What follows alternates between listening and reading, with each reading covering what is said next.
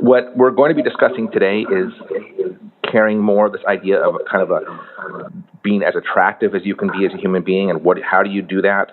How do you shift your mindset to be as positive as you can be about what you're doing in real estate? And to that end, I have Laura with us because I think most people would describe Laura as being a super positive person. And my joke for Laura has always been that when she is on a great day, she's like a 9, because nobody's a 10, but she's like a 9 out of 10 in happiness. And when she walks away from you, you say, God, that Laura is so positive. What a great person.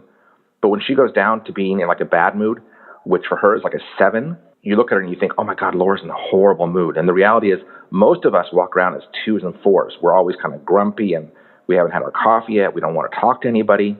So I want Laura to kind of talk about how can we, each of us, think about being more like Laura. So when you're in that grumpy mood, how do you turn up your energy so you can be more Laura-like? What I want to talk about before Laura goes kind of into some of her ideas on being a happy person and having that as the most important thread of your life. Remember, these are threads that you need to maintain in your existence. I'm thinking about, there's a new coffee shop across the street from the office here. And I think a lot of people have a fantasy, if I can't make it in real estate, maybe I'll start a coffee shop. I know Diana and I tried to start a coffee shop in Budapest back in 2000. And then we found out we couldn't afford to do it because the costs were astronomical. Even in Budapest, they were way beyond our means at that point. So the cost to start a coffee shop here in Los Angeles, I don't know, 100,000 plus just to start minimal coffee shop. But the question is if I'm starting a coffee shop today, how am I going to make it different? What makes that coffee shop special? Is it location? Is it the coffee? Is it the people? Is it the way they brand the business? And the answer is it's all of these pieces. Every person you have in your business impacts your business. At the end of the day, the quality of your coffee, I think, is the most important. People have to sip that coffee, and it needs to be like Scooby biscuits. They need to say, oh my God, this is really a great coffee. If it's just an average coffee, well, they fall back to Starbucks. Starbucks is always the safe choice. You know that Starbucks is always crappy. You go there knowing it's crappy, and you just drink it because it's your addiction. In our business, we need to think about, how do you differentiate? If you're thinking of yourself as a new coffee shop, well, what are you doing differently to stand out? And I ask you this question all the time. What is unique about you? What is your unique proposition? Is it hyper-local knowledge? Is it the fact that you have expertise about the school system, about the longshoreman system, about, whatever it is? What is your specialization? And that also got me thinking about some of the top agents we have in our community. We have agents, there are some that cover everything. They cover everything from Los Angeles through San Pedro. Those are few and far between. Those people usually have a big team, and they do a lot of business. But the best single practitioners, remember, you are a practitioner. The best single practitioners are hyper-focused on a small community. They pick that little market, and they attack it over and over and over again. And I think that's what we all need to do, is pick that small community and keep attacking. Let's define small community. So Hollywood Riviera, small community. There's a limited number of people who live there. There's a limited number of agents who really do a high amount of business there. But it's a small community and relatively affordable to go after again and again. North Redondo, we've talked about 1,000 times. 1,000 sides of business per year or more in North Redondo. And there's only 3 or 4 agents that come to mind who do a lot of business there. There's a ton of opportunity. And the only difference between you and agents who are successful is that the agents who are successful have been doing it there for years. And what have they been doing? Whatever their shtick is, they do it month in, month out. Don't get caught in the creativity. Don't get caught in my marketing's not good enough. Just pump it out and you'll do great. But over and over and over. Okay, so that's my little shtick for that. Now we're going to transition to Laura, and I'm going to do a quick description of who I see Laura as being. And I'd like all of you to think about who you are. So to me, Laura is an artist, a realtor, a volleyball player, a gallery owner, an engineer, a wife. She's civic-minded, and she loves Hermosa Beach. What would you say about yourselves? If you were to each sit down after this phone call and write out who you are, what are the 10 or 12 descriptors about who you are and what you love? And I think when I say that Laura loves Hermosa Beach, that's what we all feel when we talk to Laura, is that she has this passion about the community that most people don't seem to communicate. So with that said, Laura, let's talk about you.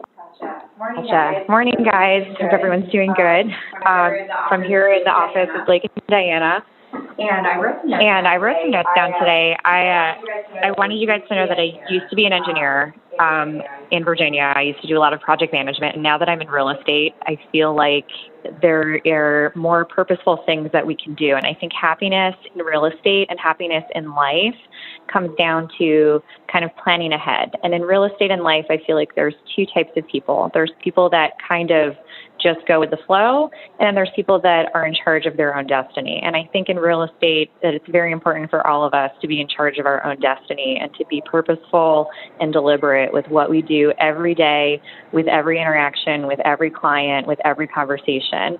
And I find that the more upbeat you are, the more people you attract. I don't think that in real estate you can be of a poor mindset and be that successful. I'm not saying it's impossible, but I think being happy really helps because people are attracted to that. And I think if you do find yourself upset or sad, I think it's very important for you to take time to address that. Take 5 minutes, go for a walk, go for a run, go bike down by the Strand.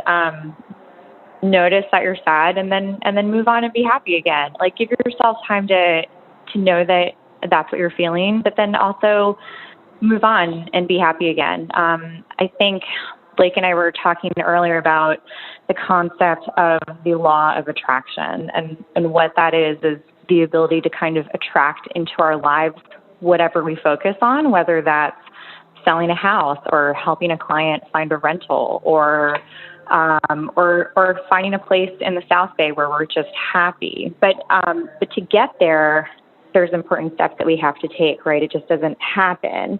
I think when we wake up in the morning, it's one of the things that I do is write everything down. You know, what do I want to do today? What do I want to do this week? What do I want to do in 4 months? What do I want to do in a year? And the more that I write these things down, the more they become reality. And I'm finding that with real estate. I'm finding that when I volunteer. I'm finding that with everything that I do, if I write it down, it's more possible. It's always in my mind. It makes me happy to look back at this long list that I've written and know that I'm accomplishing these things. I also wanted to address the concept of rejection. And this is no, I something can't. that I deal with. No rejection, Laura, please. No rejection. No. But this is a good thing. This is a good thing. So I'll tell you guys, as an artist, for shows, every year, every month, every day, you want to apply to shows to get your work out there, right? Same thing in real estate. You want to meet clients because those leads eventually lead to sales. So, but with art, you're applying to shows, and of course, you don't get into every show. So artists and real estate agents, I think, should have this hard shell with, the soft warm center. But if you aim for X number of rejections as an artist for shows, eventually you'll get in, right? Same thing with developing a farm in a specific area of the South Bay or beyond. If you apply to enough shows, you get in. If you knock on enough doors, if you send enough mailers, if you meet enough clients, you're going to get a sale. So I think envisioning that success and letting go of the rejections because they're not personal, it's something that will make you more attractive, right? So say you have, 10 rejections this week, right? Like, yeah, absolutely. you don't take it personal, obviously. Don't take it personal. But just envision that once you've knocked out all those rejections, you're going to get a success. You're going to get that checkbox. One thing that I was doing when I was back in Virginia, when I was an engineer, was to envision winning the lottery, right? Because that was something that was exciting. That was something that, a bunch of us would get together. I'm sure everyone's done this, right? Like maybe even here at Peer-to-Peer, we've done this. Everyone pulls together like $5 each. Someone goes to buy a lottery ticket, and then, and then we don't win. But that excitement that you have between the point of like putting your money in and then finding out, if you won or lost, that's like a really exciting time. And when you're in that moment, you're thinking, oh, what am I going to do with like this $1 million? Am I going to buy a house? Am I going to do this? Am I going to travel? Like, that's so exciting, right? I think that moment of excitement or that week of excitement is somewhere we should be constantly. Like, we should constantly be envisioning what we're going to do with that commission when we sell or we help that client buy that house.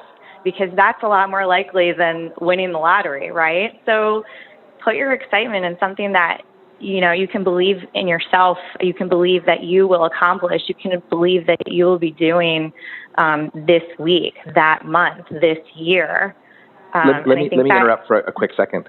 Diane and I, as you all know, we're in Europe for the summer, and we both got shit on by birds.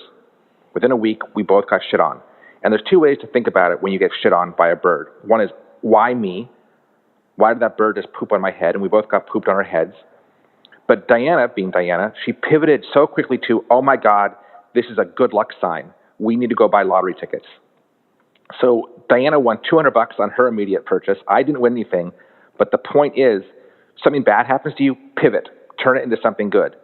Because what choice do you have? You can get caught in the kind of minutia and the anger and the, oh my God, I got to throw my hat away or my head needs to be washed from the bird shit. Or you think, I have been honored by being shit on. I'm going to buy a lottery ticket. It's a great way to think, and it takes your mind off the fact you've been shit on. So in this business, we all get shit on. Pivot. Find a way to pivot quickly. Laura, I think, is an amazing pivoter. Back to you, Laura. Yeah, I think one great thing that Blake and Diana have said over and over again is that in real estate, you have to be able to bounce back, right? We can't dwell on the rejection. It's a great piece of advice. Like, don't worry about the rejection, but just keep moving forward. And so I think being in real estate, however long you've been in it, or if you're new or if you're not, I think being in charge of your own destiny, writing notes down, envisioning success, forgetting about the rejections, remembering to focus on what we want in life and in this business are things that are really important that we need to address when we wake up every morning. Write it down. Think about it. Put it on your wall. Write it. I don't know. Put sticky notes in your car. But I think it's really important to be doing these things.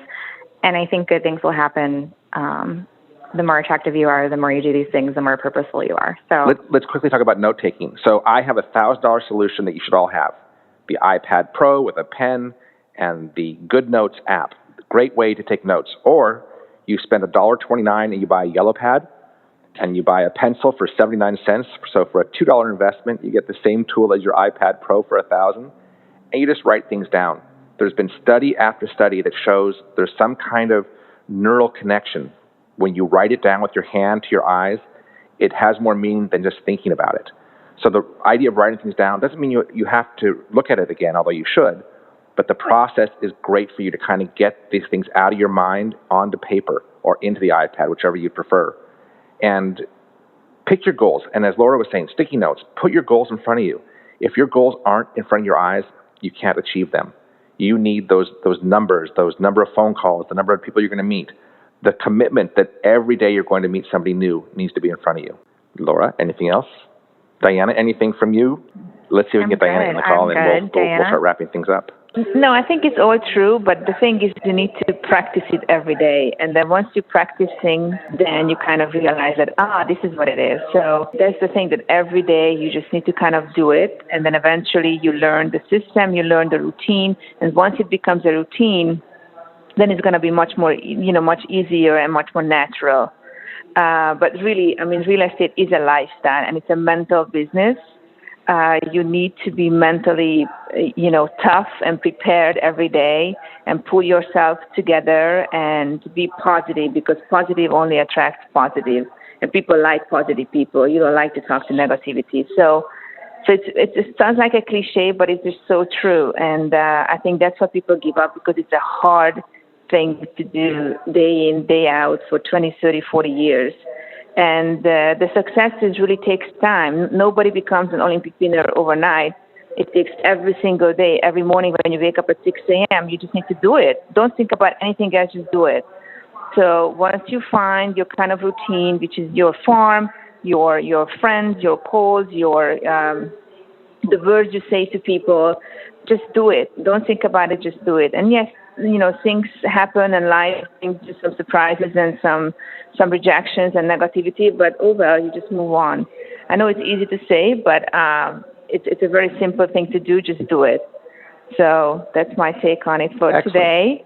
Thank you, and You're welcome. Okay, and Laura, if you would do me a favor, tell me about your week coming up and some of the notes that you have in front of you. If you have stickies in your car around you, what are the things that you've actually taken note of and you're targeting towards in the next week to 2 weeks?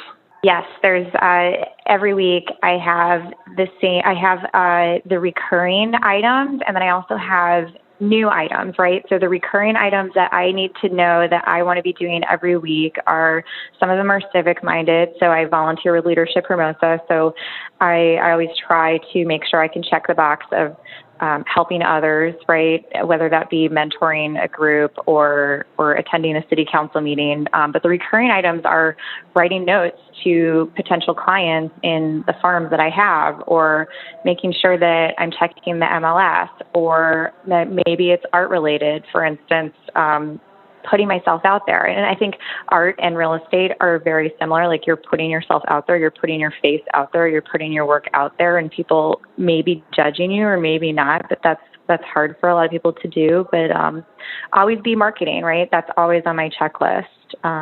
Any recent rejections and how you got through them? Anything that really knocked you down and how you recovered? Real estate or art, there's always rejections that I can share.